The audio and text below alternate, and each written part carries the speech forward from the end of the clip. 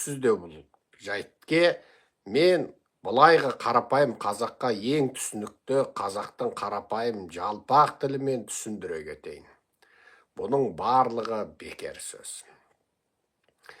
Трампты КГБ-ның шпион екен, оның КГБ-дағы аты Краснов екен дегенді Әлнұр Мұсайыпа тағы бір КГБ-ның баяғыда орыс қол иттері айтыпты мыш. Оған бүкіл қазақ сене қапты. Өз басындағы боқты көрмей, кісі басындағы шоқты көрді деген сөзді қазақ осыны айтқың келеді. Жығылып жатып, қисайғанға күлме дегенді де дәл осындай қазаққа айтса керек. Әй, шпион ұстағыш қазақтар. Көзін аша қалып, шпион анықтайтын қазақтар. Қытайдан келген қазақты Қытайдың шпионы, Моңғолдан келген қазақты Моңғолдың шпионы, түріктен келген қазақты түріктің шпионы дейтін қазақтар бір нәрсені айтпайды. Олар мынау Ресейдің шпионы деген сөзді ешқашан айтпайды. Тура өстіп, мынау Ресейдің шпионы деген қазақты көрсем, көзім шықсын. Шпионның көкесі Ақордада отыр. КГБ-ның кесік құлақты құлы тура шекесіне мынау біздің шпион деп жазып қойған құлы Назарбаев, Тоқаев Ақордада отыр.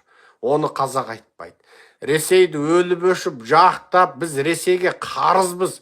Ресейге қарап күніне 5 уақ емес 50 уақ мінәжат жасайық дейтін Айдос Сарым туралы айтпайды.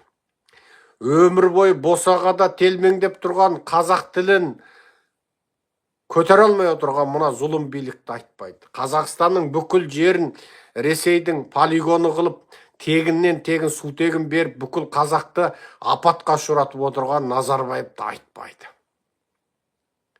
Қазақ жерінде тайраңдап жүрген орысқа қарап, көзін алайтуға да шамасы жоқ қазақ, айдаладағы Америкада ақ дегені алғыс, қара дегені қарғыс, қақырға қаймалтын, түкірігі тем алтын боп отырған Трампты боқтап,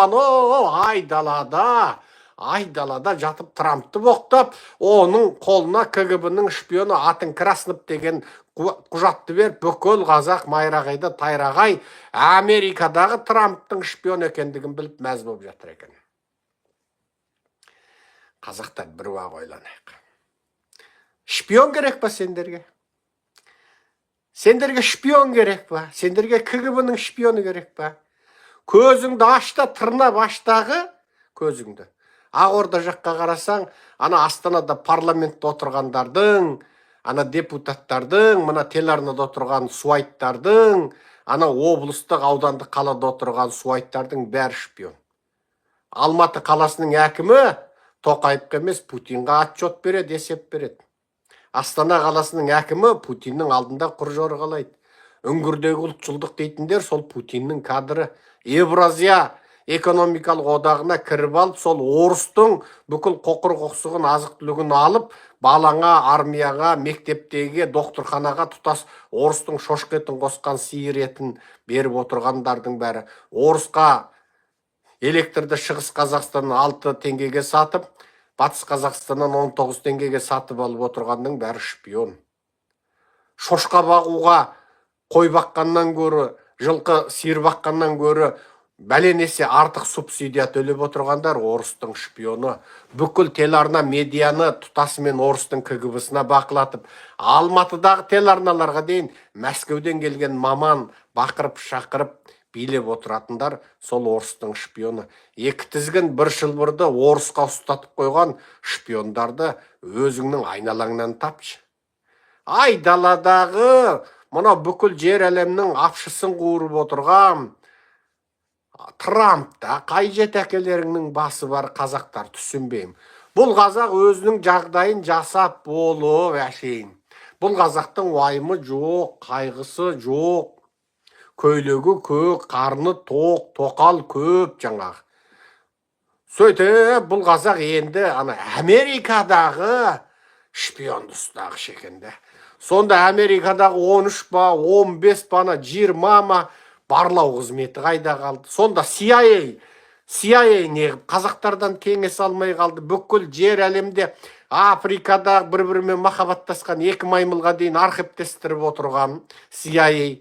Анау Австралияда екі құмырсқа бір-біріменен соғысып қалса, соны бақылап барлап отырған Американың шпиондық мекемелері, сонда солар білмей қап, ана ағылшынша қелеу-мелеу екі ауыз сөз білмейтін қазақ енді шпион ұстайтын бақ қапты. Ей, жыласың ба, күлесің ба, білмейсің де. Бұл қазақтың барлығында жаңағы бір шпион анықтағы, шпион білгіш синдром бар. Осы 2000 жылы Қазақстанға келе қалғанда Қытайдан келдік десек, Қытайдың шпионысың ба дейтін. Соны таңырқап қалам. Бұл адамдардың барлығы сондай саяси санасы жоғары, кез келгеннен күдіктеніп, патриоттықпен тәрбиеленген екен ғой деп ойлап қалсақ, жоқ, әшейін әліпті таяқ деп білмейтін, орыс сұраса қатынын бере салатын, қатының жетіспеді десе қызын қосып беретін арсыздың бәрі Қытайдың шпионсың ба дейді. Біз Қытайдың зұлымдығын айтып, Қытай ертең жаулайды, ойбай, Қытайдан сақтану керек деп жүргенде, әлгілер Қытай деген жаман деп жүрсе, сөйсек ол Қытайды жаман деп орысты мақтап жүрген есек бастар екен. Енді біз әлі сол Қытайдан сақтан, Қытай деген шайнамай жұтады, Қытай ішіңе кіріп жұтады, Қытайдың жаңағы жұмсақ күшінен қорқу керек деп біз өмір бойы сол Қазақстанда сол Қытайдан сақтануды айттық. Енді қазір бүкіл қазақтың сол кезде бізді Қытайдың шпионсың ба дейтін есек басының барлығы өзі шауып барып Пекинге барып Ши Цзиньпиннің алдында тізелеп отырып, өздері біз шпионыңыз болайықшы деп Қытайдың шпионы болып, күні-түні телеарнасында да, газет журналында, медиасында блогерлер ойбай Қытай керемет екен деп Қытайды мақтайтын болды. Біз далада қап қалдық, бізді китайский шпион дейтін есек бастың бәрі өздері қазір мақтанышпен төс белгілерін тағып, Қазақстанда Қытайдың елшілігінің шағанына барып, майға екі қуырылған шошқаның сан етін жеп, мәз болып, Қытайдың бақашаянын жеп, ана көз бақырайған әнші, ана көкми, суми, топас әртістерінің бәрі Қытайға барып, ана бақаның шашлығын жеп, мақтанып, қуанып, 77 әкелерін тіріліп келгендей болып, Қытайды дәріптеп жатыр. Ано Шымкенттен өмір көрмеген аттап, арғара екі аттап Ташкентке барып көрмеген сорлы есек бас қатын Қытайға барып, ойбай, Қытай дамып кетіпті дейді. Ано Ақорданың байлауының күшігі дос көшім, ойбай, Қытайдың саунасы күшті екен, қонақ үйінің ішінде бассейн бар екен дейді. Бұл түк көрмеген сорлы құл-құтанның тұқымы, түк көрмеген сорлы атасында жарымаған құл-құтанның тұқымы, енді Қытай қалтасына 2 теңге беріп қойса, Қытайдың қолы бап кетеді. Тексіздік, сорлық. Содан бір кезде біз ойбай деп 16-17 жылы Қытайға қарсы күресті бастадық. Қазақстандағы Қытай экспансиясына біз қарсы тұрдық. Біз соны аспанға шығарған бізбіз.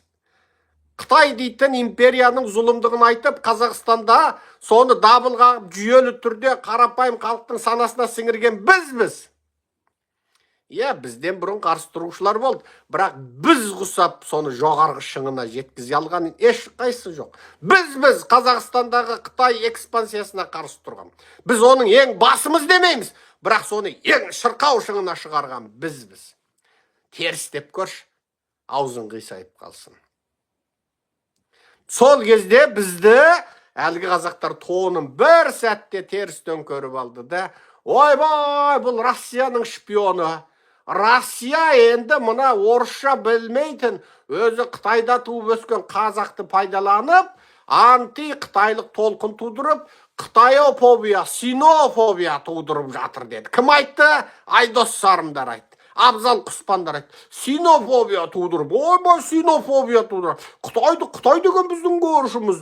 Бол деген сол ең соңында қазақты Қытайдан қорқытып, Россияның қолтығына шығармақшы. Біздің нұр тұлғалы, Нұр Сұлтан басшымыз деген Қытай мен орыстың ортасында тепе-тең ойнайды ғой дейді. Ойбай, сөйтіп біз әлгі жерде 16-17 жылы Россияның шпионы болып кеттік. Россияның шпионы болып, әлгі бере салды сыртымыздан. Мына Қытайды қауіпті дейтіндер, синофобияны Қазақстанда тудыратындардың ар жағында Ресей КГБ-сі тұр дейді. Міне. О, қаға әкеңді дедік содан. Содан біз айттық. Қазақтың Ресеймен ең ұзын шекарасы бар. Қытаймен 1700 шақырым шекарасы бар. Ресеймен 7000 ба сондай шақырым шекарасы бар. Қазақтың іргесіндегі Ресей де Қытай да өмір бойы қазақты көктөтпей, көгертпей келе жатқан ел дедік. Сөйтіп едік, бізді тарс еткізді де Американың шпионы қылып қойды да. Өмірімізде ол американдық шпиондық мекеменің есігі қайда қарайтынын, төрі қайда екенін білмейтін бізге Алматыда жатты да, бұл қазақтар сақ еткізді де, жамбасқа бірді қойып, Американың шпионы деген куәлікті бере салды. Ай, бұл қазақтар бар ғой, енді білмеймін. Екі ауыз дүн айтып қойсаң, Саудияның шпионы қылып жүреді. Ойбай, түркі бірлігі, қырғыз бір туған, түрік кардаш деп қойсаң, бітті, Түркияның шпионы қылып жібереді. Енді мұна жақта жатып, ана биттеп кеткен көрпесінде борбайын қасып жатып, мұна жақта ақ үйде алтынға оранып, күміске күптеліп жатқан Трампты Ресейдің шпионы дейді. Сонда Путин деген сондай құдіретті, ол Америкадағы ақ үйге дейін шпионын президент қып қояды. Путин деген енді құдай емес, құдайдан былай емес те. Былай қарасаң, тағы да сол пай. Орыс не деген мықты. Ойпырай Американы алақанында ойнатып отыр екен дейді. Қазіргі қазақ тілді аудиторияны қарасаң, анау жаңағы неше түрлі ажуа сурет, ана Путин келе жатыр, ана сары шалды ит қып жетектеп апты, бір желкесіне мініп апты, ат қып мініп апты, ананы ит қып кәдімгідей шынжырлап жетелеп апты.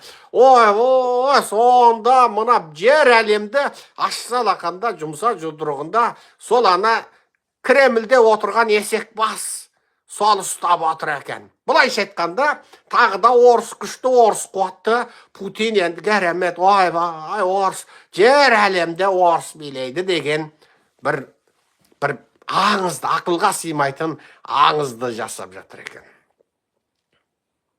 Мен бұл қазақтардың саяси сауатсыздығын көріп, күлдім де. Мен Трампты 100% ойбай, ол судан тұнық еді, сүттен ақ еді, осы заманның пайғамбар еді деп мақтамайым да. Ол да бен де. Ол да егер Назарбаевтың орнына Қазақстанға отырса 30 жыл отырайын, елбасы деп атаңдар деп, ол да отыратын еді. Бірақ Америкада отыр. Сол екінші мерзімде отыр. Оны үшіншіге сайлатпай жұлып алатын Америкада жүйе бар. Міне. Мен үнемі біраз айтам ғой. Мысалы, Құлыбаев сатып алдылар Америкада болса, түрмеге отыратын еді. Бірақ Қазақстанда туып қалғандықтан миллиардер болып отыр. Міне. Илон Маск Қазақстанда болса, құдай біледі, сол политехпе Еуразияда IT-дан сабақ өтіп жүретін, кредитін төлей алмай жүрген бір бейшара болатын еді. Бірақ Америкада болып, әлемге әйгілі миллиардер болып отыр. Міне. Мен соны айтам. Назарбаев Америкада болса, мүмкін педофил деп өмір бойына сотталатын беді. Құлыбай ұрлықпен қайта жаңағы үздіксіз жасалған ұрлығыменен ол ұзақ жылға отыратын еді. Міне Америка. Мен бір нәрсені қайталап тұрып айтам. Орыс тілді пропаганда және батыстық медиалардағы солшыл лептист глобалистердің үгіт насихатына сеніп, Трампты Путиннің шпионы жасап алғандардың барлығына тек күліп және мүсіркеп қарауға болады. Күліп және мүсіркеп қарауға болады.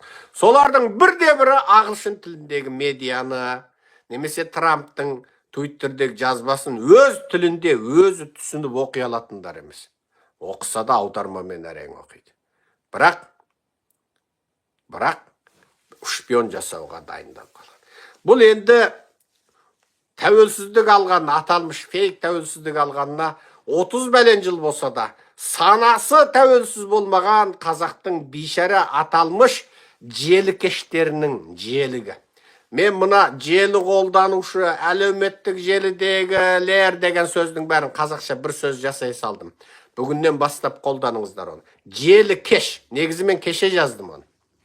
Желікеш болса, желідегі жұлдыз болып отырғандардың барлығын желікеш деңіздер. Қазақта арақкеш деген сөз бар ғой, арақкеш деген сөз бар. Соған желіні қосамызда желікеш дейміз, мысалы. Арбакеш деген сөз бар. Міне сол желікеш.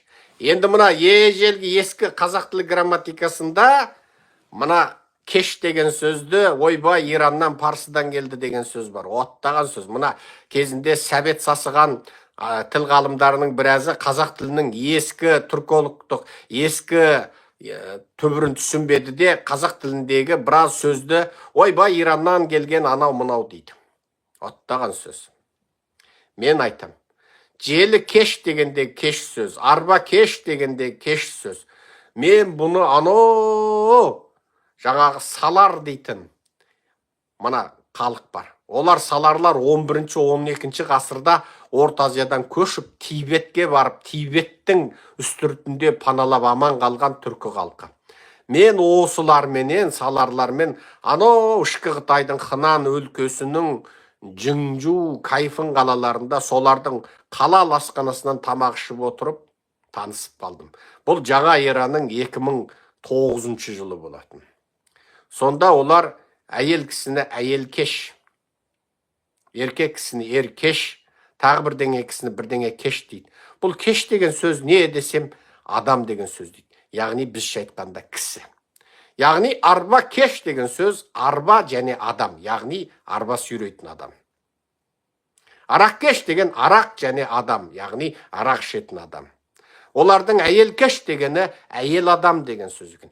Кеш деген сөз біздің сөз бойынша кісі, яғни олардың дыбыстауы бойынша түркі тіліндегі с мен ш өзара ауысады. Қазақ жақсы дейді, қырғыз жақшы дейді. Тура сол с мен ш түркі тілінде өзара ауысқандай, кісі деген сөзді олар кіші дейді. Кіші дегендегі қысқарып, сонымен арба кеш болып отыр. Ол арба кісі.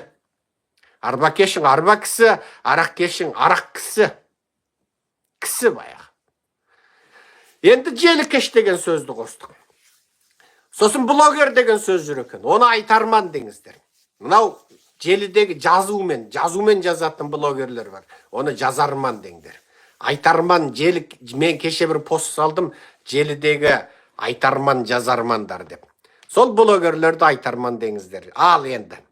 Мен сол қалың айтарман, жазарман желі кештерге Америка мен Украина саясаты туралы батыстық солшыл лептис глобалистерге уланбай және орыс пропагандасын уланбай, тәуелсіз қазақтың миымен ойланып, тәуелсіз қазақтың көзімен қарауға кеңес беремін. Ендеше тағы бір қызық нәрсені айтайық. Трамп пен Зеленский біраз жіберіп қойды. Бұдан ілгері біз 2 тікелей эфир сөйледік. Сол тікелей эфиріміздің соңғысы керемет көрілді. Бірақ Трампты мен дұрыстап түсіндірген оның алдындағы эфирімді көрушілер аздау екен. Себебі дәл бүгінгі эфирім сияқты түннің бір уағында уақытсыз уақытта сөйлеген едім. Бірақ мен онда Трампты әдемілеп тұрып түсіндірген болатымын. Сол лекцияма назар саларсыздар. Ол лекциямның кәдімгідей мәні де мағынасы да басқашалау лекция. Бұл арада мен оны қайталамай, содан жұртқа түсінікті болсын деп отыр. Мысалы, бірінші лекциям Зеленский Трампқа қатты айтты деген лекция. Екінші лекциям қысқа нұсқа саяси шолу деген, мына ортадағы қысқа нұсқа саяси шолу деген лекциям. Осы лекциямды қайталай тыңдасаңыздар, Трамп туралы әлгіндегідей өсек айтпаған болар едіңіздер. Енді Зеленскийді Трамптың сынағаны шын. Зеленскийді Трамптың сынағаны шын. Оны диктатор деді, халқының қолдау 4%-ға жетпейді деді. Ол ақ деді, көк деді, ол Американы ешқашан жеңбейтін соғысқа сүйреп салды деді, ақалай деді, көкалай деді. Тіпті Трамп сынаған кезде енді оның қасында атқосшысы болып жүрген Илон Маск те бос қалмай, ойбай, бұл халқы соғыста қырылып жатқанда, анау Америкада бірдеңе тайынба бірдеңе деген журналға қатын екеуі әрі бері сәнден фотоға түсті деп Илон Маск тұрып қалды. Бірақ Илон Маскке түсіністікпен қарауға болады. Құдай оған IT саласына, аспанға ракета ұшыруға, ұшырған ракетаны қондырып алуға, жердің астында туннел қазуға, электр көлік жүргізуге, аспанға 60 000 жаңағы Starlink жасанды жер серігін ұшырып, бүкіл жер шарын Wi-Fi мен қамдауға, оған қысқасы ондай ми бергенімен, бірақ ол жігітке 2-3 салада ми бермеген. Біріншісі ол саяси сауатсыздау жігіт. Ол баяғыда Тайван не Қытайға қосыла салмайды. Ана Украинадағы орыстар жасайтын жерде Ресейге бере салмай ма деген сөзді айтып бүкіл дүниені дүр сілкіндірген. Мүмкін сол кезде біреу барып, мүмкін оның компаниясындағы әжетхана сүртіп жүрген біреу барып, Элон Маск мырза, бұл жерде мынандай нәрсе бар, Украина баяғыда совет құрамында болған деп оған біраз тарихтан сабақ өткен болуы мүмкін. Солай ма деген болуы мүмкін ол жігіт. Енді адам сондай болады, біреудің бір салаға миістесе, екінші салаға мүлде миістемейтін ол қалыпты құбылыс болады. Қалыпты құбылыс болады. Мысалы, Эйнштейн дейтін ғалым кісі болған. Ит бағыпты дейді. Содан екі иті бопты дейді. Бірі жуан дәуіт, екіншісі кішкентай, жұдырықтай қанден бопты дейді. Сөйтсе, бір ит қора салыпты да, оған екі жағынан екі есік ашыпты дейді. Көршісінің баласы, кәдімгі ойын баласы Эйнштейнге таңырқап кеп, Эйнштейн мырза, сіз неғып екі есік аштыңыз десе, Эйнштейн айтады дейді. Үлкен есік үлкен итке, кіші есік кіші итке депті. Содан ана бала жатып кеп ойланып тұрып, құрметті Эйнштейн мырза, үлкен ит сиятын үлкен есіктен мына кіші итіңізде сияды емес па депті. О кіші итке бұл арнайы бір есік ашпай-ақ, бір есік ашсаңыз болды емес па, үлкен есік бір ашсаңыз үлкені де кішісі де сияды ғой деп айтыпты. Енді осыдан қарасаңыз, сонда әлгі әлемге әйгілі математик, физик, мынау салыстырмалы теорияның үлкен теориясы, кіші теориясын тапқан Эйнштейн басын жатып кеп қасып тұрып, математикалық жиын топтау тұрғысынан қарағанда сенің сөзің таразы басады деп айтыпты дейді. Көрдіңіздер ма? Енді ондай аңыз жетеді, ол Эйнштейн ғой. Оған не істесе де келісіп тұр. Бала күнімізде көп оқитынбыз. Эйнштейн жаңа сақалын алып жатты дейді, сулай сап сақалын алып дейді. Сөйтсе көршісінің баласы кепті дейді. Жаңа Эйнштейн ақсақал, сақалыңызды алғанда сабын жақсаңыз, жаңа сақалыңыз оңай алынады депті дейді. Эйнштейн бетін жаңағы қырынғышпен қырып апты дейді. Содан сабын жағып барып алса кәдімгідей алып. Содан әгі балаға тағырқап қарап тұрып, сабын жаққан кезде жаңағы кедергі күш азаяды екен ғой, үйкеліс азаяды екен ғой, физикалық тұрғыдан сенікі дұрыс деп айтыпты дейді. Міне сондай, Илон Маск те сондай. Оның жаңағы Зеленский қалқы қырылып жатқанда қатынекі фотоға түсті деген сөз енді Илон Маск айтатын сөз емес қой. Бірақ сондай ол сондай. Оның басы сақылдап, мысалы, елдер 2 айда, 3 айда әрең есептейтін есепті ол бітіп отыр ғой, жауабы 5 емес па деп айта салады да, ол сақ-сұқ өткізіп. Біз баяғыда сондай болдық. Математика елдер деген бір доска жетіспей, 2 доска шешеді есептің жауабын ауызша айтатынбыз. Ол сақылдап тұрған, көзімізден лазер шашып тұрған жас күнімізде математика, физиканы солай шаққанбыз. Енді ол туралы мақалаларымызда бар ғой, бәленбай біз ғылыми мақалада жаздық жас күнімізде. Енді Эйнштейн кімге? Илон Маскке бола, ойбай, Илон Маск Зеленскийді бүйтіп айтты деуге келе ме? Бірақ ең қызық жері мәселені Трамп жіберген Келлог шешті. Кеше Зеленский Келлогпен болған келіссөзінің сәтті болғандығын айтты. Ал Келлог Зеленскийдің твиттерін бөлісіп, және бөліскен твиттерінің үстіне Зеленскийді аспанға ұшырып тұрып мақтады. Енді оны жерден жеті қоян тапқандай болған батыстың блогерлер, ойбай, Келлог пен Трамп бір-бірімен келіспей қалды. Келлог Трампқа қарсы сөйлеп кетті. Трамп Зеленскийді жаңа диктатор, анау-мынау деп жаңа қаралаған кезде Келлог алып оны аспанға ұшырып мақтады деп дүрілдеп кетті. Енді осыдан мен бір нәрсе түсіндірем. Саясатта біреу қатты айтып, біреу жұмсақ айтатын болады. Мысалы, үйде әкеміз өмір ұрыспайды. Біз өзімізді айтайық, бір үйде басқаша болар. Біздің әкеміз өмірі айтпедің, бейтпедің деп ұрыспайды. Бірақ шешеміз, әкелерің білсе қиын болады деп өмір бойы бізді әкемізбен қорқытып келді. Бірақ екеуі кейін ер жеткенде білдік, екеуі астасып ап, пландап ап, сен қабағыңды түйіп жүре бер, мен сен айтып қорқытайын деп, енді екеуі бір келісім шартқа отырғанда баяқ, әкелерің білсе қиындап қояды, бітті, біз шошып кетеміз да.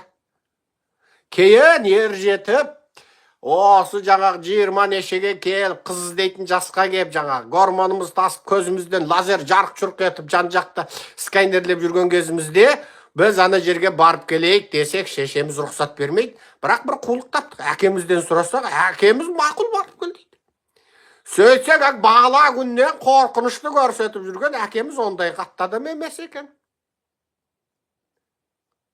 шешеміз бар ма дейтін жерге әкеміз бар деп қалады да. Сонда кей жағдайда бізде қуласпыз. Бұл жерде Трамптың Зеленскийді диктатор анау мынау деп жаңағы айтуындағы мақсат, мен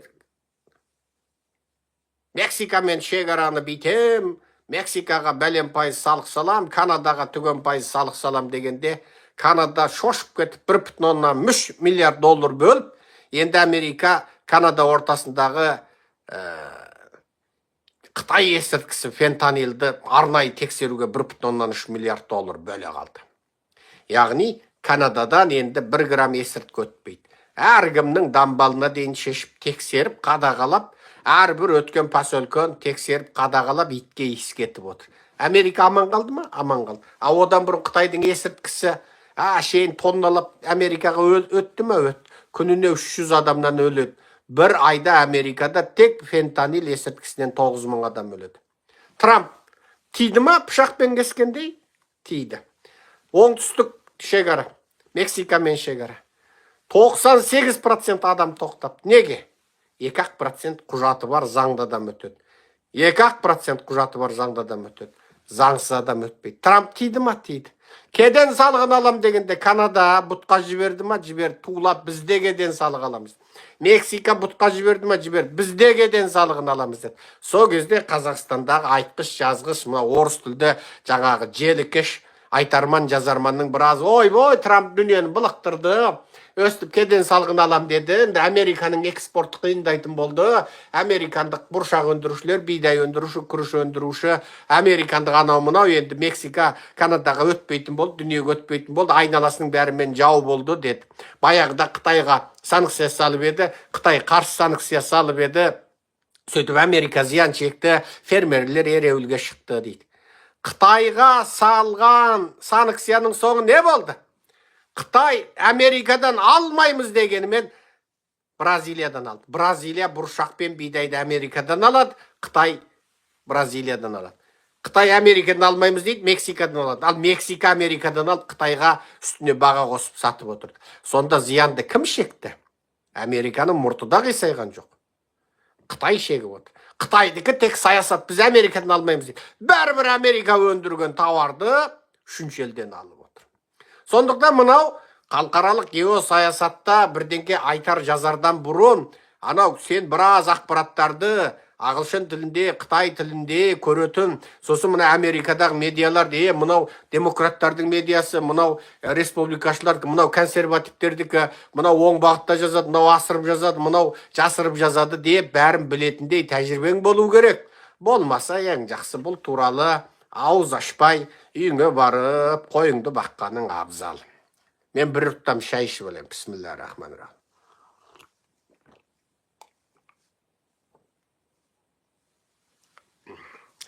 Енді Трамптың осы Зеленскийді сынаған, диктатор деген анау мынау сөзінің аржағында, оның да бас салып шекараны жабам, кеден салығын көбейтем деп, Мексика мен Канаданы тізе бүктірген сияқты, ең соңында өзінің айтқанына келтірген сияқты, оның саудагерлік тактикасы тұр. Осыны қарапайым адам түсінбесе енді таңырқамай қайтесің. Кеден салығын көтерем деді. Екеу де тулады. Екеу де біз де көтереміз деді. Ең соңында қайтты. Көтерді ме? Көтерген жоқ. Қайтты. Трамптың мақсаты фентанилді тиіңдар деді. Қытайдың тауары, Қытай сендерге келіп тауарын жаңағы өтіріктен бәрі 99% жасайды, бір тал бентін Канадада өндіріп, сосын ол бүкіл тауарды Made in Canada деп Америкаға сатады. Неге? Салықсыз өтеді. 99%-ын Қытай өзі жасап, бір тал бентін Мексикада өндіріп, Made in Mexico деп әгі тауарын Америкаға сатады. Мексика-Америка ортасында кеден салығы жоқ. Соны Трамп білмей отырма, саудагер біліп отыр. Алды да жабам деді. Жабам, салықты көбейтем деді. Бік, екеуі де тотиып қалды. Неге? Мексиканың да, Канаданың да күні Америкамен. Екі елде Америкамен сауда жасап қана күн көріп отырған ел. Олардың тәуелсіз экономикасы өз бетіне Америкасыз қалыптасқан жоқ. Енді міне жерде Трамптың Зеленскийді Диктатор анау мынау дегенде де тура осындай тактика тұр. Саудагер алдымен саған $1000 дейді. Саудаласып берсең ең соңында $200 ма $300 береді. Бұл саудагер. Оның үстінде Трамп сияқты саудагер. Ол жылжымайтын мүлік саласындағы саудагер. Ол да жылжымайтын мүлікте дегенде біреудің бір ескі үйі тұрады. Сен ана үйлерді микрорайонмен сатып алып шағасың. Шағып қопарып таста, астынан бәлен қабат, сосын жердің үстінен түген қабат саласың. Ол әкесінен қалған ескі үй болғаннан кейін, ол да әкесінің құнын сұрайды. Ал бұның барлығы не? Келіссөз.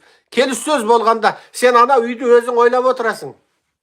Мысалы, $1 миллион сатып алатын үйді. Бірақ сен бағаны қоясың, мен ұзасы 200 мың берем, жоқ, қабырғасы сынған, терезесі әйткен, анаусы биткен, мынаусы биткен, мынаны құлатудың өзіне түген ақша кетеді, мына әр квадрат метрін шағу үшін, мынадағы кәбілді алу үшін, ана қоқсығын тасу үшін бүйтем, мен оның үстіне үй салам десем, қысқасы сенің мына үйің мынау дейді. Сен есебін көрсетесің, қирап тұр, бұны шаққанға қанша кетеді, мына үйіңе тұрудың өзі жарамайды деп есепті көрсетесің, сақылдатып көрсетесің.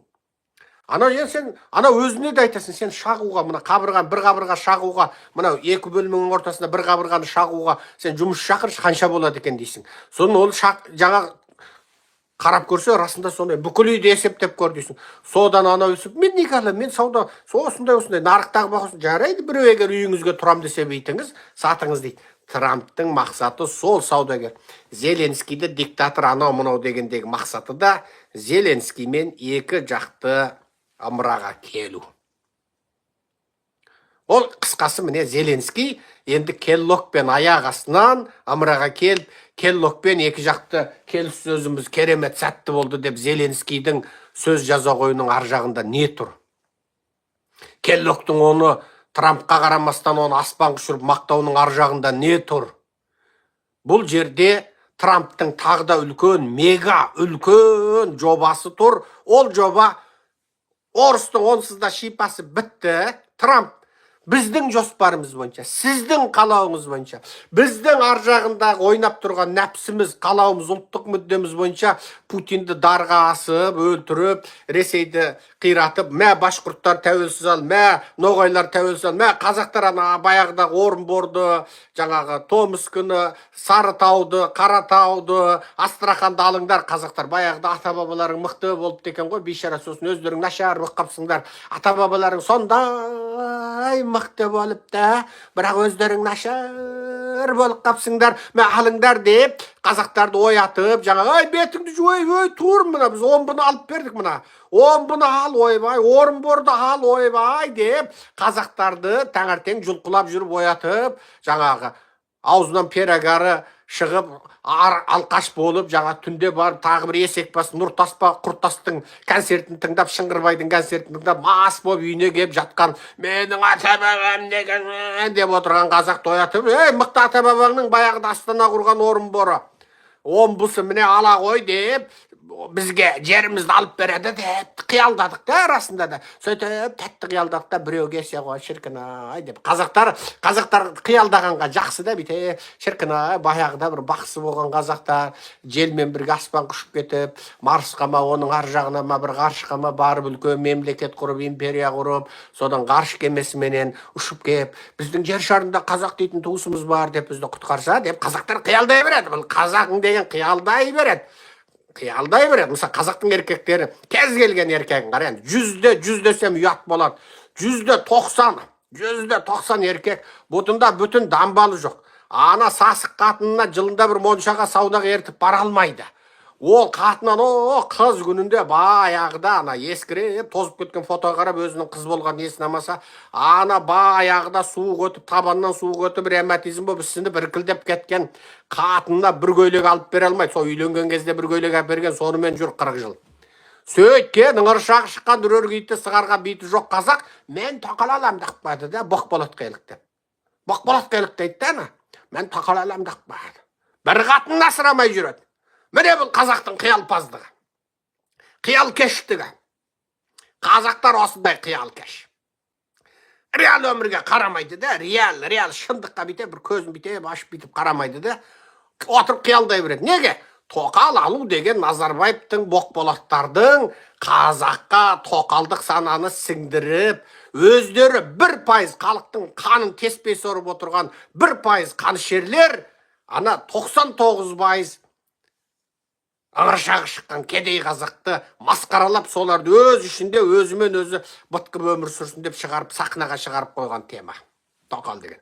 Ол тоқал деген Назарбаев боқболаттың патенті. Ол ана жанын баға алмай жүрген, жетіс алмай жүрген сорлы қазақтың темасы емес. Бірақ жаңа сорлы қазақ онысына қарамайды. Тоқал алам деп қояды, қатынның жүйкесін жұқартуға керек те ол нәрсе. Онсыз да жүйкесін жұқарып, онсыз да баласын тәрбиелей алмай, жетіс алмай, басқа қатын өзінен көбірек киіп қойды, жақсы киіп қойды, Дубайға барып қойды, жетіспейді, үйдің кредиті бітпеген, анау қыз ажырасып келіп қайтып келді, ішіме сыйған қыз сыртыма сетіп, оны әкеп алды, ол 10 миллион теңге кредит алып ап, тойды жасап ап, ол қатын кетіп қалды. Қазақтың өмірі сол да, мысалы, битеп жүрсең қазақтың өмірі сол да. Оған қарамайды, әкесі жаңағы тасталқа мына жақ үйреп жатыр, не болғанда қарамайды, тоқал әлемдақ болады да. Міне қазақтар реал өмірде мына реалист емес. Реалист емес да. Сондықтан қазақтардың бәрінде психологиялық ауытқу бар. Стокгольм синдромы бар. Өзін қорлаған, өзінің жоқшылықты өтуіне, жастық өмірін қор қылған, бірақ жауыз өзіне зәбір тиген, тікелей немесе жанамалай зәбір тиген адамды қарап тамсанады. Ай, Назарбаев істеп қалды деп тамсанып отырады. Сол Назарбаевтан грамм пайда көрген жоқ. Керісінше Назарбаев оның өмірін қор қылды. Оның өмірін қор қылды. Қазақтар сондай, да? Қазақта өте көп. Жаңағы қорлық көрушілде болатын жалтақтық ауру, биполаризм, шизофренизм жетеді қазақта ондай. Аурудың бәрін айтсаң қазақтарда жетеді. Жаңа біреу өзіне жамандық істейді деп өз-өзінен күдіксініп тұратын, анау жамандық істейді. Біреу қазаққа барып өз-өзіңнен бір жақсылық істесең, ол ойлап тұрады. Мына неге бүйтті, ә? Бұл мені бірден етпекші ма дейді. Сен бар қазаққа өліп, әкесін де көрмеген, 77 әкесі жасамаған жақсылықты жасап, әлгіні сөйтіп отырсаң, біреу көп сұрайды. Абайла, бұл сені бітеді сен деп. Бітті болды әлгі сен балады да. Қазақ ауру, сөздің шыны бар ғой. 100 қазақтың 99 десем артық болар. 98 ауру, психологиялық ауру.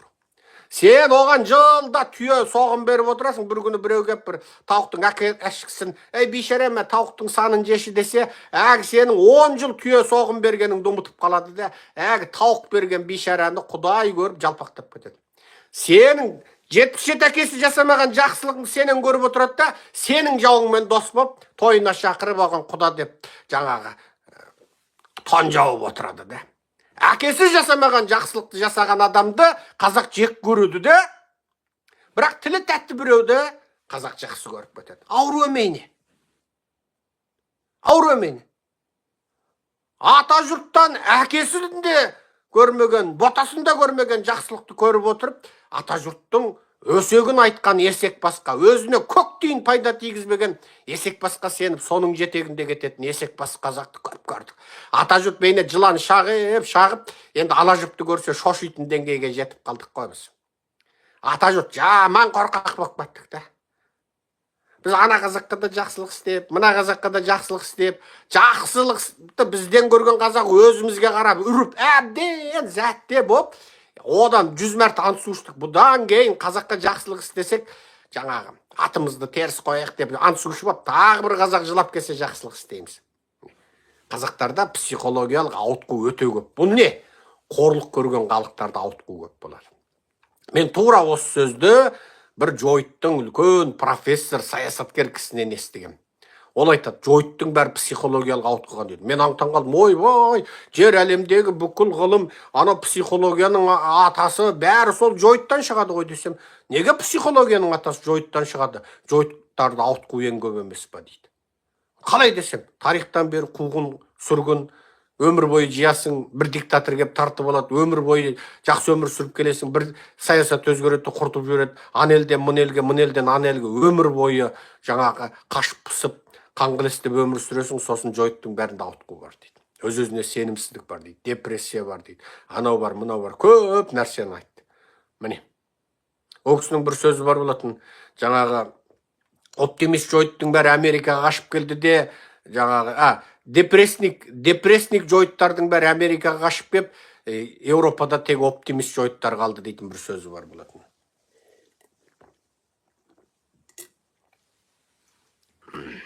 Енді Зеленский мен Трампқа келейік. Ақыры жарасыпты.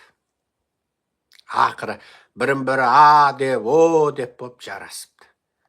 Міне, саясат деген осы. Қазақтар сондықтан асығып шпион іздемей, мына Советтен қалған сасық аурудан арылып, дүниеге бір тәуелсіз ойменен, тәуелсіз баспен ойланып, жаңа қазақ айтады ғой, 10 өлшеп бір кес дейді ғой, 10 өлшеп бір кескендеріңіз абзал.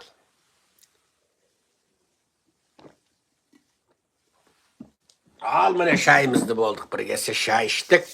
Енді дұрыстап отырып лекциямызды бастайық. 41 минут сөйлеп біраз қыздық. Жаңадан бері мына қызы бой қыздық. Енді лекцияны бастайық. Бойымыз қызды біраз жаттықтық. Жаңа спортшыларда, боксерларда жаңа алаңға шығарды алдымен жол құнып біраз жаңа қызады ғой. Енді жібердік әңгімені. Бастайық па енді лекцияны онда? Бастайық па? 41 минут кетті. Бастайық онда. Онда мен міне жерде сіздерге қаратып отырып біраз әңгімені жіберіп кәп жіберейін. Енді ол әңгіменің қызығы мынау. Володимир Зеленскийдің бір күн бұрын жазған твиттер мен сіздерге аударып жеткізейін деп отырмын. Бұл жігітте енді мықты жігіт. Қанша айтқанмен мықты. Міне, мына твиттерде тұр міне. Твиттерінде Зеленский былай жазыпты. A day intense international work. My meeting with General Kellogg was one that restored hope, and we need a strong agreement with the US. Agreements that we all truly work. Міне жерде сөзін қарап отырсаң, сөздің астында сөз бар. Халықаралық жұмыстармен өткен маңызды дейді. Бұл жерде айтады, менің Келлогпен болған келіссөзім дейді. Қайтадан үмітті рестор қылды. Рестор деген қайтадан кеп жүрегімізге салды дейді де. Бұл сөзінің мағынасы енді өте керемет, ары қарай мен тәптіштеп тұрып аударып берейін. Бұл дейді, өте қарбалас бір халықаралық қызмет күні болды. Менің Келлог генералмен болған келіссөзім дейді, бізге қайтадан үміт ұялатты дейді. Біз дейді, Америкамен дейді, келіссөзді қайтадан жасауымыз керек дейді. And we need a strong agreement with US дейді. Америкамен дейді, өте күшті, strong деген, қуатты деген сөз. Қазақтың жетекесінің тілімен айтқанда, сильный деген сөзді. Қазақтардың 77 әкесінің тілімен айтқанда, сильный договор. Надо сильный договор деп тұрды. Мен түсінікті қып жіберіп айтайын енді, бәрімізге түсінікті тілменен. Маған ғана емес. Америкамен осындай керек дейді де. Және дейді, бұл келісімді не дейді? Ол шын мәндегі жаңағы өнімді келісім дейді. Шын мәндегі өнімді келісім дейді.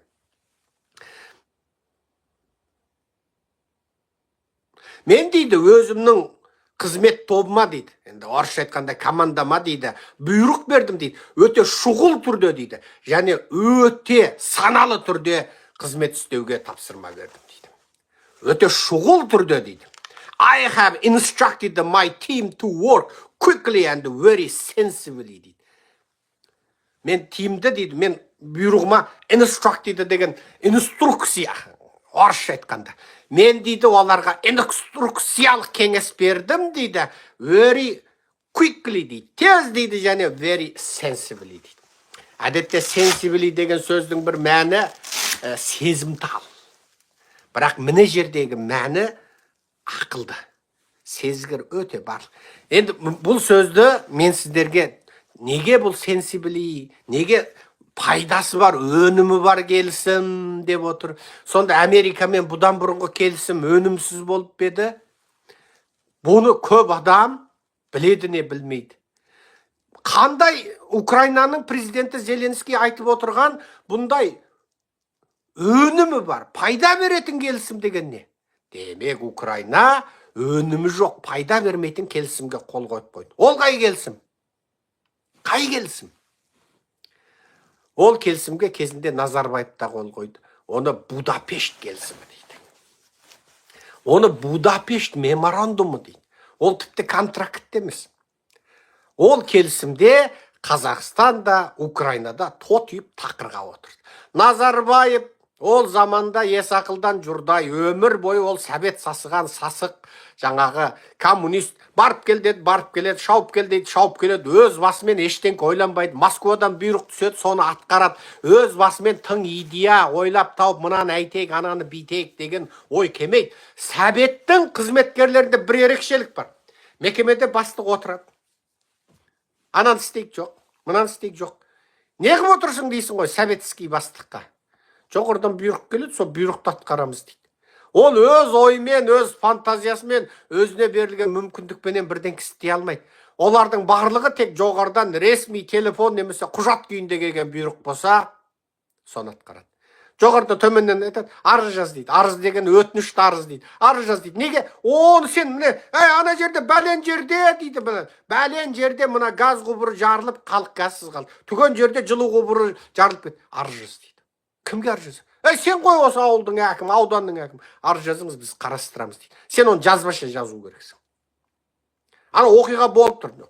Елдер Америкада ол ел айтып ойбайлап, жаңағы бүкіл ел қырылып қалмай тұрып, ол әкім өзі іздеп тауып, мына жерде жарылып қапты, ойбай мына, немесе жарылмай тұрып жарылады екен деген мамандардың сөзімен әкім істейді. Бізде әкім отырады. Ана мысалы, оның ауылында 1000 отбасы бар дейік. 1000 отбасының ана газ құбыры жарылып кетіп, 1000 отбасы қырылып, апат болып өртеніп жатса, әкім отыра береді. Неге? Оған арыз түсу керек. Өтініш түсу керек те. Ана жақта жылу құбыры жарылып, 1000 отбасы мұз болып қатып алды, жаңағы кәдімгі мороженega айналып, көмгенде де сол ерітпеген күйі көміп тастаса да әкім отырады да. Неге? Арыз түсу керек те. Бұл сәбетский жұмыс жасау жүйесі. Мен айттым ғой, мысалы бір адам өліп қалды. Ұқсас бір адам келе жатсыз. Келе жатқан кезіңізде бірдеңеге шалындыңыз, қарасаңыз, бір былқылдаған бірдеңе шалынып құладыңыз. Сол кезде жарқ етіп, шырақ жанды да, сөйтсе сәбеттің 2 полициясы сізді ұстады. Бітті, сізді айтады, ана адамды сіз өлтірдіңіз дейді. Ой, мен келе жатқам, бітті, сіз өлтірдіңіз дейді. Сәбеттің заңы бойынша, сен енді сол адамды өлтірмегеніңді дәлелдемесең, сен өлтірген боласың, сотталып кетесің. Американың, Еуропаның заңы бойынша, сенің сол адамды өлтіргеніңді полицейлер дәлелдеп, прокурор сотта мойныңа қоймайынша сен кінәсіз. Сен кінәсізсің. Нақтылы тікелей айғақ болмаса, Еуропа, Америкада адам соттамайды. Нақтылы тіке айғақ болу керек. Біреу соны өлтіріп жатқан көрген куәгер болу, істегені дәлел керек. Оның жаңа механизмі, гипотезасы дәл келу керек. Жоқ. Сәбетте өзін ақтауды халықтың міндетіне қойып қойған. Яғни халықтың бәрі алдымен бірінші кезекте қылмыскер, сосын ары қарай өзін ақтай алғаны құтылады, ақтай алмағаны сотталады. Бұл сәбеттік жүйе. Ал Америкада оның қылмыс жасағанын анықтау мемлекеттік құзырлы мекемелердің міндеті. Халық бірінші кезекте қылмыссыз. Бірінші кезекте қылмыссыз, бітті. Құзырлы мекеме оның қылмысты екенін дәлелдемесе, ол қылмыссыз. Ал сәбеттік жүйеде тұтас халық қылмыскер, кез келген қылмыскер, ұстап алда қылмыскер. Енді ол өзінің қылмыссыз екенін анықтау, дәлелдеу керек. Міне. Мына екі жүйенің функциясы ұқсамайды. Міне жердегі Будапешт келісімі деген келісім бар. Америкаға бұл Будапешт келісімін кезінде Назарбаев қол қойды. Сол замандағы Украинаның президенті қол қойды. Бұл Будапешт келісімін кейін Назарбаев о кезде жаңағы үрергейті сығарға биті жоқ кез Түркияға барғанда ұшағына кәрәсін құятын ақшасының жоқ екендігін айтқан кез Назарбаев сол ең алғаш мұнайын газын, сосын қатыны қазақтың жетімін сатып сөйтіп барып бұлар ақша тапты ғой. Сосын ары қарай жей бер, топас қазақ мақтай берді, жағымпаз қазақ мақтай берді. Өңкөй сәбет сасыған депутат, сәбет сасыған әкім, сәбет сасыған ақын, сәбет сасыған жазушы, сәбет сасыған журналист. Біреуінің басы демократиялық ұғымға келейін демейді. Ең соңында сол Назарбаевты қанішер, зұлым, жаңа тойымсыз бір дию қылып жасап шықты. Назарбаевтың кінәсі жоқ. Назарбаев қылған сол орта, сол халық. Назарбаевқа мәудей алмаған қазақ. Оның ішінде сен де барсың, мен де бармын. Сол Назарбаевты жасап. Назарбаев сол тойымсыз, қазір тіпті қара ниеті қабынған Назарбаев, Америкаға келсе $1 ұрлай алмайтын еді. қор болатын еді бармағын шайна. Мына Америка оңбаған екен, Конгресс оңбаған екен, журналистерді оңбаған екен, елбасы деп сыйламады. Бір пиза сатып алатын, бір пицца сатып алатын, бір тауықтың сирағын Макдоналды KFC-ді артық жеп алайын десе, $1 ақша ұрлай алмай бюджеттен қор болатын еді Назарбаев. Міне, бұл жердегі әңгіме осы.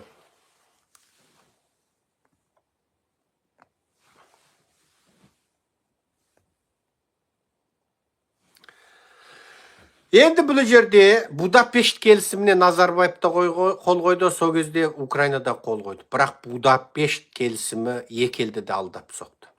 Будапешт келісімінде Ресей, жаңағы Америка қол қойып, дүние жүзінде аяқ астынан пайда болған екі атом қаруы бар елді, Украина мен Қазақстанды алдап соқты. Мысалы, Украина туралысын айтайық. Қазақстанмен де тура сондай келісім болды. Онда не дейді? Украинаның территориялық тұтастығына кепілдік беріледі, қандай да бір атом қаруы бар елден шабуыл жасалған жағдайда Біріккен Ұлттар ұйымы арқылы Америка тарап кіріседі деген меморандум. Бірақ қандай кіріседі? $1 бере ма? $1 миллиард бере ма? Бір тал ескі пулемет бере ма? Бір тал ескі танк бере ма? Жоқ, F-16, F-35 бере ме? Ең соңғы озық үлгіде қару беріп көмектесе ма? Әскер жіберіп территориясын қорғай ма? Ал айтпаған. Яғни ол заманда Сәбеттің әлгі Мәскеуден келген бұйрықты ғана атқарып отырған есекбас басшылар, сол замандағы Украинаның есекбас басшысы, сол замандағы Қазақстанның есекбас басшысы Назарбаев, олар о заманда ол өтіп Америка, Еуропамен келіссөз жүргізетіндей деңгейге жетпеген. Яғни олар сол Москвадан келген бұйрыққа ләббай бегім деп қол қойып отырған есектер олар. Шешеңді тірдей қақтап, шашлық қып, жаңағы істік шаншық алып кел десе, Назарбаев жаңағы ләббай бегім деп қол қойып үйренген есек бастар. Сөйтіп Будапешт келісіміне қол қойды. Кейін Назарбаев қарны тойып, ақыл кіріп, қарасы Еуропа, Америкада жаңағы топырақтан иленген адамдар, шик үстемген адамдар, оларға да бүйтіп пара беріп, жаңағы Тони Блерге $5 миллион, $6 миллион беріп, өзіне кеңес шығып қойды. Англияның бұрынғы премьер-министрі Тони Блер деген бар. Соған сөйтіп Назарбаев өзіне кеңес шығып алды. Ол Тони Блер Саддамның кеңесшісі болған, ол Каддафидің кеңесшісі болған, Назарбаевтың кеңесшісі болды Тони Блер. Өз Тони Блерді кім кеңес шығса, сол ең соңында өледі, арам өледі. Сөйтіп Назарбаев оған да ақша беріп қойды. Ақшаны кім жек көреді? Ол айында енді қалайсың? Халау Назарбаев деді. Назарбаев здрасти деді. Бол, соған $6 миллион алып отырды, мысалы, Тони Блер. Бірақ сол заманда, мысалы, Назарбаев кейін қарны тойғаннан кейін қараса, атом қаруын бекер бере сапты да. Біраз бұлданып, біраз жаңа қалың малын асырып, жаңағы қызымыз әлі ержеткен жоқ, қызымыз ержетсін деп бұрынғы қазақ жаңағы қызын бермей сарғайтып 2 жыл 3 жыл созатын. Ондай дәстүр мына шығыстың қазақтарында бар болатын. Біздің бала күнімізде қыз бен жігіт құдаласып қоя, соны 3 жыл 4 жыл жүріп алатын, қызын бермей. Қыз ержеткен жоқ. Тақпайды да. Сөйтіп 3 жыл 4 жыл құдасынан соғым жеп отыратын шығыстың қазақтар. Сенбесеңіздер шығыс жақтан келген қазақтардан сұраңыздар. Сөйтіп Назарбаев біраз құнын асырса болатын еді да, бірақ асыра алмай қалған бейшара. Содан әбден жаңа қарны тойып, бит семіріп, енді Назарбаев жаңа аларын алып қой, жаңа өзін құдай деңгейіне жеткізіп қой, жаңа пайғамбарды атанып алды, жаңа соңғы кітабында жазып қойды. Енді Назарбаев қараса, бұл дүниеде оның енді жеткізбеген нәрсесі бар екен да, сұлу қыз ба керек, жас немересіндей қызды алып қойды, сарайды сарай алып қойды, ақшаны Еуропа, Америка тығып қойды, бүкіл жер жүзіне жаңағы қымбат үйлерді алып қойды. Енді оның енді былайша айтқанда адам болып мына жер бетінде көретін қызығының бәрін көріп қойды да, бүйректі 100 мәрте Қытайға апарып ауыстырып қойды, жаңа 20-да 18-дегі жігіттің бүйрегін сап қойды да, ашейін мәлкілдеп отырған Назарбаевтың қайқаңдап жүрген жүрісі сол, ол барып сол айтады Қытайдағы қазақтан бүгін Қытайдың наймандарынан, мысалы наймандардан, соны ертесі айтады, наймандар дұрыс емес екен, керейлердің бүйрегін салшы деп, ана Қытайдағы концлагерьде жатқан қазақтардың бүйрегін салдырып Назарбаевның қақшаңдап жүрген жүрісі сол. Болмаса немересіндей қызды тоқалдыққа ала ма ол? Сөйтіп Назарбаев бәрін асқан кезде қараса, Нобель дейтін нәрсе бар екен да, соны ала алмай қалған. Бармақты шайнады да, ой, бұрай, Нобельді алатын зат екен ғой, Нобель деген. Нобель бейбітшілік сыйлығы деген. Содан шалың енді бүкіл дүние жүзінде қайтып Нобель сыйлығын алу керек. Ойбай, бұрынғы Нобель сыйлығын алған екі адам оған ұсыныс жасау керек екен. Мына кісі бүкіл адамзаттық деңгейде мәселелерді шешіп жүр. Осы кісіге Нобель сыйлығын беріңіз десе, содан Нобель ойланады екен да, Нобель сыйлығын беру комитет. Назарбаев енді физик емес, бірдеңкені ойлап тауып Айнштайн сияқты ертең МС квадрат деп доскаға бір формула жазағап Нобель физика сыйлығын алайын десе, ондай ми жоқ. Математик емес, жаңағы Нобель болмаса да Нобельге ұқсас бір сыйлықты алатын. Химик емес, бірдеңені бірдеңе қоса салып бірдеңе жасай қойып ала қоятын. Ана түрікпеннің шизофренияға коронавирустың кезінде қалың шөпті түрікпеннің жаңағы шөбін қосып жаңағы сөйтіп бір істеп кетті ғой. Ол да қиялиды, Назарбаев та сөйтіп қиялдап кетті да мысалы. Соны Назарбаев не деді? Нобельдің бейбітшілік сыйлығын алайын деді. Сонымен не істеу керек деді. Қараса Сирияда соғыс болып жатыр екен. Сирия келіссөзін ұйымдастыра қойды да. Қараса бүкіл дүние жүзінде діндердің таласы көп екен. Тарих адам болып дін таласы жүр екен. Соны Назарбаев тарс еткізді де Астанаға пирамида соққызып, бүкіл діннің басын қоса қойды да. Мына жақта буддист деп буддист аңырап отырады. Ана жақта христиан қоңырауын соғып дарылдап отырады. Мына жақта мұсылман да азаны шақырып мына жақта тұрады. Мына жақта зікірші сопы селкілдеп билеп тұрады. Мына жақта тәңіршісі бірдеңе болып, қысқасы бүкіл діннің басын қосып бір жерде отырып мәселе шешетін қойды. Соны ары күтті, бері күтті, ешкім Нобель ұсынбады. Одан ақша беріп шешеннің баласына Нобель ұсыныңдар деді. Содан Ресейдегі шешендердің балалары ұсынды. Біз баяғыда қаңғығанда осы Назарбаев панасын алып, ана аш қалған қазақтарды үйінен қуып шығып, аш болсаң аш бола бер, қырылсаң өлмесең өмірем қап деп бізді қолтығына паналаттан Нобель берді. Аяқ астынан Пәкістандағы, Ауғанстандағы бір-екі өмір атын естімеген ұйымдар Назарбаевты Нобель сыйлығын ұсынды. Назарбаев Нобель ала алмай қалды да, енді қайтты. Баяғы ақылы жоқ, ақша жоқ кезде өстіп атом қаруынан бас тартып едім, соны айтыңдаршы деді. Бірақ ол кезде өтері өтіп, болары болып, бояуы сіңіп болғанда. Қыз баяғыда байға тиіп, бала туып қатын болып кеткен ол кезде. Соны Назарбаев соны алып шықты ғой. Баяғыда Будапешт меморандумына қол қойып, атом қаруынан бас тартып, ана кім? Казафи $1 миллиард берем дегенде, бермеймін. Россияға берем деп, атом қаруын Россияға беріп еді. Міне. Енді осыған Нобель берді. Оған Нобель бейбітшілік сыйлығы комитеті берем? О, баяғыда болар болып қойды. Баяғыда сен бағаласпай, саудаласпай қол қоя қойды.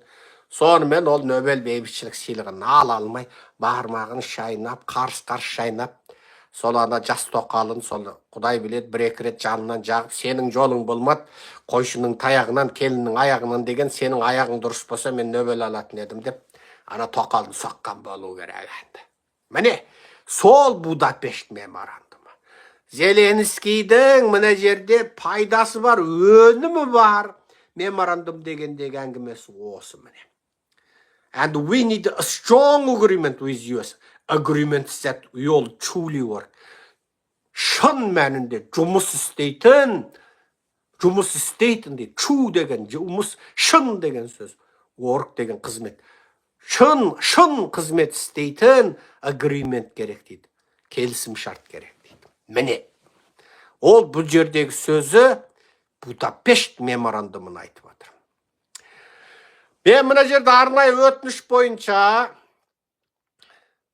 мынау денсаулық мәселесі бойынша төсек тартып жатып қалған Қайыржан ағаға баласының өтінішімен арнайы сәлем айтам. Қайыржан дейтін денсаулық сыр берген ағамыз ба, атамыз жатып тұрып біздің лекциямызды тыңдайды екен. Ол кісі енді төсек тартып жатып қапты. Құдай қуат берсін. Әш-Шафиғ есіммен сіздің денеңізге, ауруыңызға шифа берсін.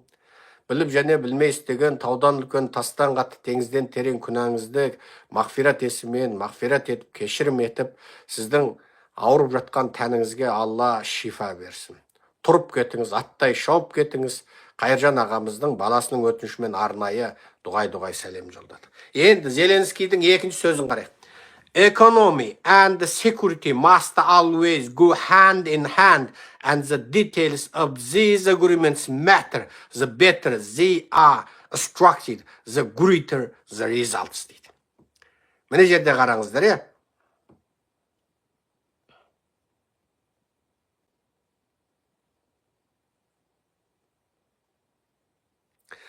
Экономика және қауіпсіздік дейді, мәселесі дейді. Экономика және security, қауіпсіздік мәселесі дейді. Must always go hand in hand дейді. Қолдан қолға өтеді дейді. Және бұл жерде дейді, оның детейлдері, оның дейді, нәзік деталдары дейді, осы келісімнің ішіндегі мәттір дейді. Яғни, нағыз айтатын зат сол дейді. Мына батыстықтар не зат дейді ғой? Бұл жерде мәттір деген сол батыстықтар айтатын зат. Сол агреементтің заты сол дейді. The better they are struck дейді. The greater the results дейді. Әрине бұл дейді, жаңағы бұл келісім дейді, оның құрылымы жақсы болса, өнімі жақсы болса, әрине жақсы дейді. Көрдіңіз ба? Туканың сөзімен айтқанда, малың болса жақсы, малың болмаса несі жақсы деді, тура сол сияқты. Егер оның өнімі болса дейді. Сосын Зеленский айтады. With General Kellogg, we discussed the frontline situation дейді. Біз генерал Келлогпенен дейді, алдыңғы шеп ситуациясында келістік дейді, сөйлестім. Біз дейді, генерал Келлогпен алдыңғы шеп ситуациясын, жағдайын сөйлестік дейді. Және Ресейде қамалып отырған барлық тұтқындарды босату мәселесінің маңыздығы туралы сөйлестік дейді. Және бұл арада біз дейді, анық сенімді қауіпсіздік келісім жүйесін жасаудың маңыздылығы туралы сөйлестік дейді. Және бұл жолғы соғыстың мәңгі бақи екінші қайталанбауы туралы, және Ресейдің ешқашан өмірлерді ойрандамау туралы сөйлестік дейді. Ресейдің дейді, ендігәрі дейді, өмірлерді дейді, тіршіліктерді дейді, ойрандамау туралы сөйлестік дейді. Яғни Ресей ендігәрі ешкімге зәбір тигізе алмайтын мәселелерді талқыластық дейді. Генерал Келлогпен. Келлог кім? Трамптың жіберген, Зеленскиймен сөйлесуге жіберген адам. Біз дейді, міне жерде бұл сөздің we all need peace. Ukraine, Europe, America and the entire world дейді. We all need peace. Біздің барлығымызға бейбітшілік керек дейді. Украинаға, Еуропаға, Америкаға, тіпті тұтас дүниеге дейді. Көрдіңіздер ме? Зеленскийдің бұл сөзі керемет енді. Мойындайсың. Енді ең қызығын айтайын. Кейс Келлог Зеленскийдің осы постын міне бөлісіп отыр. Әдетте саясаткерлер өзі тәуелсіз пост жариялайды. Елдікін бөлісу өте аз болады. Немесе оны тек деп қояды. Мысалы, президент Зеленский айтқандай деп атын атайды, немесе тектейді, кейде тіпті тектемейді, өз көзқарасын айтады.